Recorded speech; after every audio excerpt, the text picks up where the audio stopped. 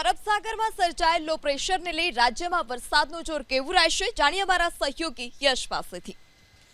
બિલકુલ પૃથા, વિંડીના માધ્યમથી સમજવાનો પ્રયાસ કરીશું કે હવામાન વિભાગે જે પ્રકારે આગાહી કરી છે વરસાદની, વરસાદ કયા કયા જિલ્લાઓમાં પડવાનો છે, વિંડીના માધ્યમથી આપણે સમગ્ર સમજવાનો પ્રયાસ કરીશું। સર્વપ્રથમ આજે 22 તારીખ છે। 22 તારીખે આજે કયા વિસ્તારોમાં વરસાદ છે સ્પષ્ટપણે આ વિંડીમાં જોઈ શકાય છે। આ ગુજરાતમાં અત્યારે દરિયાકાંઠાના મોટાભાગના જે વિસ્તારો છે, જેવા કે દ્વારકા, પોરબંદર, વેરાવળ, ઉના, મહુવા, આ સમગ્ર સૌરાષ્ટ્ર રીઝન છે। આ સૌરાષ્ટ્ર રીઝનના મોટા ભાગના વિસ્તારોમાં અત્યારે વરસાદ જે છે તે બતાવવામાં આવી રહ્યો છે।